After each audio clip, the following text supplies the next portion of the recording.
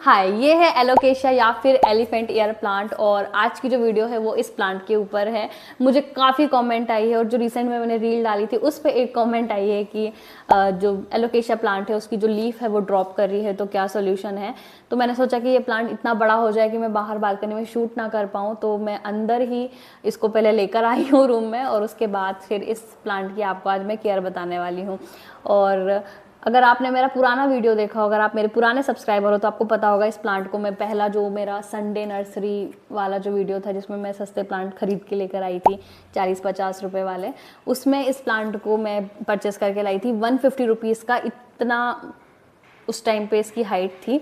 और एक वीडियो और मैंने बनाया था, उस टाइम पे इसकी जो हाइट थी थोड़ी बड़ी हो गई थी, जो मैंने आपको अपडेट भी दिया है।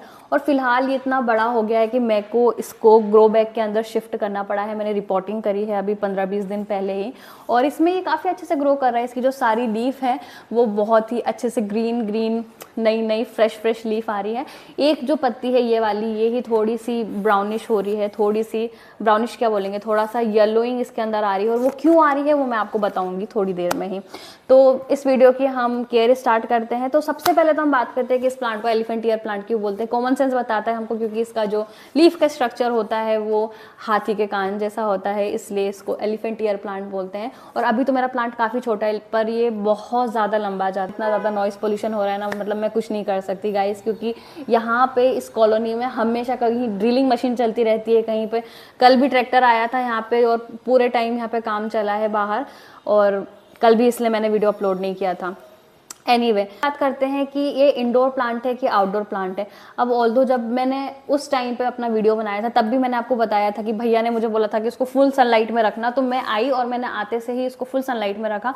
और according to my experience full sunlight में ये प्लांट का जो कलर है वो फेड हो गया। तो मैं नहीं रिकमेंड करूँगी कि आप इसको एकदम फुल सनलाइट में रखो। इसको आप सेमी सनलाइट में रखो, मतलब थोड़ा सा जहाँ पे इनडायरेक्ट सनलाइट आ रही है ना वहाँ पे इस प्लांट को रखो, तो ये बहुत अच्छे से वहाँ पे इसका जो कलर है, जो एकदम डार्क इसका जो ग्रीन कलर है ना, ये वो मेंटेन रहता है। अगर आपने इसको सनलाइट में रखा तो ये अगेन थोड़ा सा येलो सा हो जाता है और इसका कलर जो है वो डल हो जाता है, जो कि थोड़ा सा मतलब मैं नहीं रिकमेंड करूँगी। तो भैया ने वहाँ पे रखा हुआ था, ठीक है, क्योंकि कभी कभी क्या होता है कि कोई छोटा सा प्लांट उन्होंने अगर लगाया है, इसका फॉर एग्जाम्पल छोटा सा ही प्लांट है और अगर वो ग्रो कर रहा है तो एक अडेप्टेशन हो जाता है प्लांट का उस एनवायरनमेंट में। तो वो प्लांट शायद, ये वाला प्लांट शायद वहाँ पे अडेप्ट कर रहा था, इसीलिए भैया ने इसको फुल सनलाइट में रखा था। बट मेरे यहाँ के 2-3 दिन बाद इसका जो कलर था वो गड़बड़ा गया। तो ये थोड़ा सा मतलब मेरा पर्सनल एक्सपीरियंस है कि अगर आप इस प्लांट को लेकर आए हो तो शेड में थोड़ा सा इस प्लांट को रखो। डायरेक्ट एक्सपोजर सनलाइट का अगर आप इस प्लांट को दोगे, स्पेशली अगर हार्श सनलाइट का दोगे, तो इसकी जो कलर है वो थोड़ा सा फेड होने के चांसेस हैं। ऑल्दो इसको फुल सनलाइट में भी आप रख सकते हो, लेकिन एकदम हार्श सनलाइट नहीं होनी चाहिए। जो मई जून की एकदम तपती भीषण गर्मी होती है उससे इस प्लांट को थोड़ा सा डैमेज हो सकता है। तो ये इंडोर और आउटडोर की जो लाइटिंग कंडीशन है मैंने आपको बता दी। बात कर लेते हैं इसको प्रोपोगेट कैसे करते हैं। तो इस प्लांट की स्टेम प्रोपोगेशन या फिर लीफ प्रोपोगेशन नहीं होती है। तो इस प्लांट में क्या होता है कि नीचे ना ऐसी ट्यूबर जैसे ग्रोथ आती है, राइजोम्स आते हैं, तो उसी को हमको निकाल के दूसरे पॉट में शिफ्ट करना होता है। या फिर जब प्लांट जैसे इस पॉट के अंदर लगा हुआ है तो खुद ही जो प्लांट है वो नीचे डिवीजन करता जाएगा और उसके बाद उसमें से फिर नई ग्रोथ आती जाएगी। तो इसकी जो ट्यूबर है उससे प्रोपोगेशन होता है। Leaf propagation and stem propagation इस प्लांट में नहीं होगा। बात करते हैं प्रूनिंग की, तो बहुत ही ज़्यादा ऑब्वियस चीज़ होती है प्रूनिंग, कि अगर आपका प्लांट है वो अच्छे से ग्रो नहीं कर रहा है तो सबसे पहले तो जो ख़राब पत्ती है उसको ट्रिम कर दो, उसको प्रून कर दो, है ना। और अगर मान लो आपका प्लांट बहुत अच्छे से ग्रो कर रहा है तो प्रूनिंग की ज़रूरत नहीं है। कारण और होते हैं जब प्रूनिंग करते हैं, जैसे मॉनसून आने वाला होता है तो तब हम प्रूनिंग करते हैं ताकि जो प्लांट की ग्रोथ हो वो बूस्ट हो जाए सडनली, तो भी आप प्रूनिंग कर सकते हो। लेकिन एज सच इस प्लांट की प्रूनिंग मैं नहीं सजेस्ट करूँगी, क्योंकि ये इतना ब्यूटीफुल प्लांट है और ये वैसे भी बहुत जल्दी से ग्रो होता है, तो आई डोंट थिंक कि इस प्लांट को प्रूनिंग की रिक्वायरमेंट है। और मैंने तो अभी तक इसकी प्रूनिंग नहीं करी है और स्टिल ये प्लांट बहुत अच्छे से ग्रो कर रहा है। जब मैं लेकर आई थी तब सिर्फ 2 पत्ती थी और अभी इसमें से 5-6 पत्तियां जो हैं वो मैंने नीचे की जो ख़राब हो गई थी ना उनको सिर्फ प्रून किया है। ऊपर वाली पत्तियाँ बहुत अच्छे से ग्रो हो रही हैं। उनका जो कलर है वो मुझे बहुत ज़्यादा ग्रीन कलर इसका जो है मुझे बहुत ज़्यादा अट्रैक्ट करता है। एनीवे, मैं प्लांट से इतनी ज़्यादा ऑब्सेस्ड हूं ना कि मैं मतलब जो टॉपिक जिस पे मैं बात कर रही होती हूँ उससे मैं भटक के फिर प्लांट को अडोर करने लगती हूँ। ओके, तो हम बात कर रहे थे कि प्रूनिंग। तो प्रूनिंग हमें तभी करनी है जब मतलब प्लांट हमें लगे कि हाँ नीचे की जो उसकी लीव्स हैं वो ख़राब हो रही हैं, तभी हमें प्रूनिंग करनी है। दूसरी बात है कि इतने बड़े बड़े अगर आपके घर में अंदर प्लांट रखे हुए हैं तो उसको क्लीन कैसे करना है। तो देखो क्या होता है कि या तो आप उठा के सारे प्लांट्स को शावर में रख दो, लेकिन इतना बड़ा प्लांट है तो पॉसिबल तो नहीं है कि आप हर तीसरे चौथे दिन इस प्लांट को उठाओगे और उसके बाद फिर शावर के नीचे रखोगे। तो एक स्प्रे बॉटल ख़रीद लो, बहुत ही सस्ती आती है ये, तो मतलब मैंने 200 रुपये में ख़रीदी है। तो मतलब बहुत ही सही चीज़ है कि आप बस इसको ऐसे करके स्प्रे करो सारे प्लांट के ऊपर, आगे पीछे दोनों साइड से, और इस पर भी। और उसके बाद फिर एक कॉटन का क्लॉथ लो, रुमाल लो, कुछ भी लो, और उसके बाद फिर इसको अच्छे से ऐसे वाइप कर दो।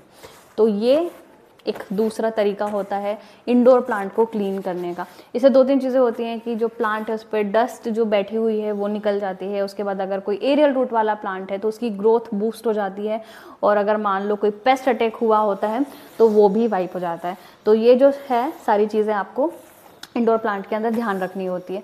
और इस प्लांट को अभी तो फ़िलहाल मैंने अभी थोड़ी देर पहले ही क्लीन किया था, तो आपको ऑलरेडी ये शाइन दिख रही होगी इस प्लांट की। लेकिन अभी जैसे मैंने रिसेंट में इस प्लांट को क्लीन किया है, तो जो आर्टिफिशियल प्लांट्स होते हैं ना, बहुत सारे लोग कहते हैं हमें तो आर्टिफिशियल प्लांट्स पसंद आते हैं क्योंकि उसकी जो शाइन होती है वो बहुत अच्छी होती है, वो एकदम शाइनी होते हैं। जो इंडोर प्लांट्स होते हैं हमारे रियल वाले, वो तो मतलब बेजान से हो जाते हैं एक टाइम के बाद। तो देखो ऐसा नहीं है, पूरी केयर के ऊपर डिपेंड करता है। अगर आप प्लांट की अच्छे से केयर करोगे, अच्छे से उसकी साफ़ सफाई करोगे, अच्छे से फर्टिलाइज़र दोगे, अच्छी लाइट दोगे, और प्लांट को एकदम अपने बेबी की तरह समझोगे, तो ये देखो कितना ज़्यादा इसमें भी शाइन आ जाएगी। ये भी कोई मतलब नकली से ज़्यादा बेटर चीज़ जो है वो ये होती है। तो जो सफाई का इफ़ेक्ट है, आफ्टर इफ़ेक्ट आप देख सकते हो। ऑल्दो मैंने तो पहले से वैसे क्लीनिंग कर दी थी। कोई कह सकता है क्या कि जो नकली का प्लांट होता है उसको खरीदो, असली मत खरीदो। मतलब नकली प्लांट क्या क्या क्या आपको बेनिफिट देते हैं? कोई बेनिफिट नहीं देता नकली प्लांट। तो मैं तो बिल्कुल सजेस्ट नहीं करूँगी कि आप नकली प्लांट खरीदो, क्योंकि जो असली प्लांट का मज़ा है ना वो नकली प्लांट में नहीं है, ट्रस्ट में नहीं है। अगर आपने इसको घर के अंदर रखा है ना, तो इतना ही ज़्यादा मतलब आपको थोड़ा सा टेम्परेचर जो रहेगा ना आसपास का, वो थोड़ा सा डाउन दिखेगा। और जब आपने इसमें पानी दिया है तो उसमें जो मिट्टी की खुशबू होगी, उसके बाद जो रिफ्रेशिंग एक वाइब जो आपके रूम में क्रिएट होगी ना, वो एक अलग ही चीज़ होगी। तो ऑलवेज परचेज लाइव प्लांट्स, मरे हुए प्लांट्स को नहीं खरीदना है। सारी चीज़ें थी जो मैंने आपको केयर की बता दी। अगली बात करते हैं कि इस प्लांट को ना ह्यूमिडिटी बहुत ज़्यादा पसंद होती है। तो अगर आपने कभी देखा होगा कि साउथ वाला जो रीजन हो गया, ठीक है, तो वहाँ पे ये प्लांट बहुत अच्छे से ग्रो करता है। यहाँ पे बहुत ज़्यादा उमस होती है ना, तो इस प्लांट को ह्यूमिडिटी पसंद होती है। तो अगर आपके इन्वायरमेंट में ऑब्वियसली ह्यूमिडिटी है तो इस प्लांट को लगाइए, बहुत अच्छे से ग्रो करेगा। दूसरी बात, एक फेज़ आता है जब विंटर के टाइम पे ये प्लांट जो है वो डोरमेंट स्टेज में चला जाता है। डोरमेंट मैंने बोलते हैं कि प्लांट जो है वो हिबरनेशन में जाता है। प्लांट जो है अपनी एनर्जी जो है पूरी विंटर में वो बचा के रखता है, क्योंकि प्लांट को एक शॉक लगता है उस टाइम पे। तो उस टाइम पे जो प्लांट है थोड़ा सा शॉक में जाता है, तो हो सकता है कि आपका जो प्लांट है वो या तो पूरा डैमेज हो जाए, या तो फिर कुछ पत्तियां बचें, या तो फिर जो कुछ पत्तियां हैं वो अच्छे से ग्रो ना करें। ऐसा कभी हो सकता है अगर बहुत एक्सट्रीम टेम्परेचर है आपकी। जैसे अभी मैं दिल्ली में रहती हूँ, तो यहाँ का तो टेम्परेचर काफ़ी डाउन होने वाला है, जो कि हर साल होता है। तो ऑब्वियसली ये प्लांट जो है शॉक में जाएगा। लेकिन ये प्लांट कम्प्लीटली डेड नहीं होता है। आप चाहो तो इस प्लांट को जिस पॉट में लगा है उसी पॉट में लगे रहने दो। तो एक टाइम के बाद क्या होगा कि जो रूट्स हैं वो वापस से, जब आप पानी दोगे, टेम्परेचर जब आपके आसपास का वापस से नॉर्मल होगा, तो ये प्लांट जो है वापस से रीग्रो कर जाएगा। वो अब बात करते हैं कि इस प्लांट को फर्टिलाइजर की ज़रूरत है। तो देखो इस प्लांट में अभी तक तो मतलब मैंने कोई फर्टिलाइज़र ऐड नहीं किया है, और जो मिट्टी इसके अंदर डाली हुई है ना, उसके अंदर भी कोई भी खाद नहीं डाला मैंने। जो बाहर की जो ख़राब मिट्टी थी, ख़राब मिट्टी मैं इसलिए कह रही हूँ क्योंकि यहाँ की जो मिट्टी होती है ना वो बिल्कुल एकदम से मतलब क्लेई लाइक होती है। आप देखोगे ये एकदम से क्लेई लाइक है, ठीक है। तो यही मिट्टी मैंने इसके अंदर डाल के रखी है। कोई फर्टिलाइज़र इसमें ऐड ऑन नहीं किया है। किसी भी टाइप की केयर की बात करें अगर मिट्टी की इसकी, तो मैंने कोई भी ट्रीटमेंट इसमें नहीं किया है। जो मिट्टी बाहर से मैंने भैया से मंगवाई थी, माली वाले भैया से, वो ही मिट्टी एज इट इज़ मैंने इसके अंदर डाल दी है। कोई फर्टिलाइज़र नहीं, कोई खाद नहीं, मतलब कुछ ज़ीरो इसके अंदर जो है मैंने इन्वेस्टमेंट किया है मिट्टी के अंदर। तो अभी तक तो कुछ भी इसके अंदर मैंने डाला नहीं है। अगर आपको लगता है कि आपका प्लांट अच्छे से नहीं ग्रो कर रहा है, तो एक चीज़ बस आपको चेक करना है, और वो है कि इस प्लांट को बार बार ना रिपोर्ट करना होता है, क्योंकि इसकी ग्रोथ बहुत जल्दी बड़ी होती है।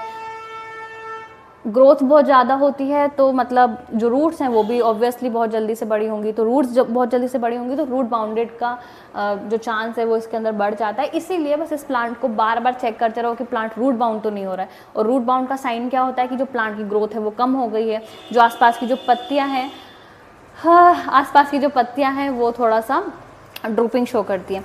तो बस इस चीज़ का ध्यान रखना होता है कि जो प्लांट है वो रूट बाउंड तो नहीं हो रहा है, प्लांट आपका एक्सेस सनलाइट तो उसको नहीं मिल रही, बस इन चीज़ों का आपको ध्यान रखना है। बाकी तो ये very easy to go plant है।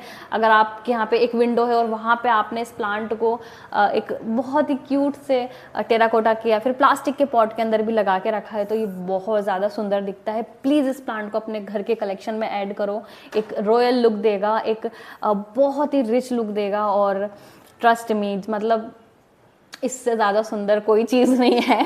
प्लांट लगाओ। और that's it about today's video. I hope आपको वीडियो पसंद आई हो। वीडियो पसंद आई हो तो चैनल को सब्सक्राइब करना, वीडियो को लाइक करना और कमेंट करके मुझे बताना कि कोई पॉइंट्स अगर इस प्लांट के हैं जो कि मैंने कवर नहीं किए हैं और आपकी कुछ क्वेरी है तो मुझे आप कमेंट सेक्शन में डाल सकते हो और मैं कोशिश करूँगी उसका रिप्लाई देने के लिए। तो आज का वीडियो यहीं तक था, मिलते हैं हम अगली वीडियो में, तब तक के लिए bye bye and happy gardening.